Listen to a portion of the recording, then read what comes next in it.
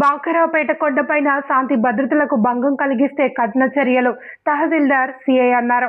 బద్వేల్ మండలం బాకరాపేట చెరువు సమీపంలో చెన్నంపల్లి రెవెన్యూ గ్రామం సర్వే నంబర్ 1580లో ప్రభుత్వ భూమిలో పోలేరమ్మ విగ్రహాలు మరియు యేసు శిలువలు వంటి మతపరమైన చిహ్నాలను ప్రతిష్ఠించి సదరు భూమిపై తమ స్వాధీనాన్ని స్థాపించుకోవడానికి ప్రయత్నిస్తే కఠిన చర్యలు తప్పవని బద్వేల్ తహసీల్దార్ ఆకుల తిరుమల బాబు, సర్కిల్ ఇన్స్పెక్టర్ రామకృష్ణలు హెచ్చరించారు.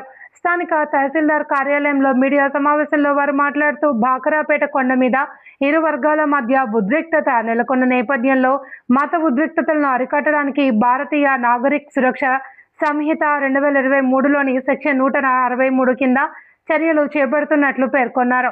అంతేగాక మాజీ వైస్ చైర్మన్ గోపాలస్వామి మరియు బాలస్వామి వర్గాల మధ్య వాగ్ వివాదాల నేపథ్యంలో బైండ్ ఓవర్ కేసులు కూడా నమోదు చేస్తున్నట్లు తెలియజేశారు. నమస్తే అండి. మనకు బద్వేల్ మండలం చెన్నంపల్లి గ్రామ పరిధిలో బాకరాపేట దగ్గర 1580 సర్వే నెంబర్లో ఒక హిల్ ఉంది. ఆ హిల్ దగ్గర దాని చుట్టూ ఒక క్రిస్టియన్ గ్రూప్ సంబంధించి వాళ్ళు ఐడల్స్ పెట్టడం జరిగింది. అదేవిధంగా అక్కడ గంగమ్మ ఐడల్ కూడా ఉంది.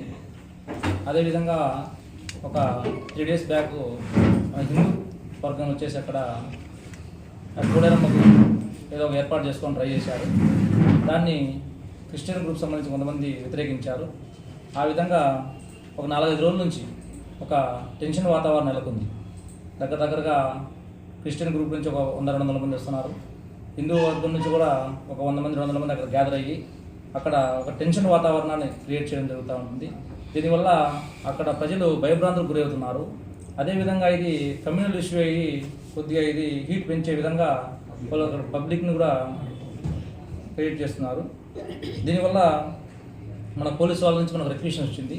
ఇక్కడ లా అండ్ ఆర్డర్ మెయింటైన్ కాకపోవచ్చు, ఇక్కడ కొద్దిగా బ్రీచ్ జరిగే అవకాశం ఉంది. కాబట్టి వాళ్ళు 163 BNS కింద అంటే పాత 144 సెక్షన్ సిఆర్పిసి 144 సెక్షన్ ప్రొమాగ్రేట్ చేయమని మనకు రిక్వెస్ట్ కోరి ఉన్నారు. దాని మేరకు ఆ పరిసర ప్రాంతాల్లో మనకు 1580 సర్వే నెంబరు బాకరాపేట కొండ ప్రాంతం సంబంధించి ఆ పరిసర ప్రాంతాల్లో కూడా కొన్ని మేము ప్రొహిబిట్ చేయడం జరిగింది. అంటే అక్కడ నిషేధాజ్ఞలు చేయడం జరిగింది. అవేంటి అంటే అక్కడ ఎవరే కానీ ఆ కొండ చుట్టూ ప్రాంతాల్లో కానీ, కొండ పైన కానీ, కొండ చుట్టూ పరిసర ప్రాంతాల్లో కానీ ఎవరు కూడా ఎంటర్ కాకూడదు.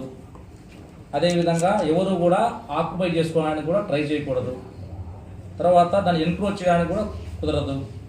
అక్కడ ఉన్నటువంటి పొజిషన్లో ఎవరు కూడా ఆల్టర్ చేయకూడదు. ఇప్పుడు ఎలా ఉన్నదో అదే యథాస్థితిని మెయింటైన్ చేయాలి. ఎవరు కూడా దాని యొక్క స్థానాన్ని కానీ దాని యొక్క పరిస్థితి కానీ మార్చే ప్రయత్నం చేయకూడదు.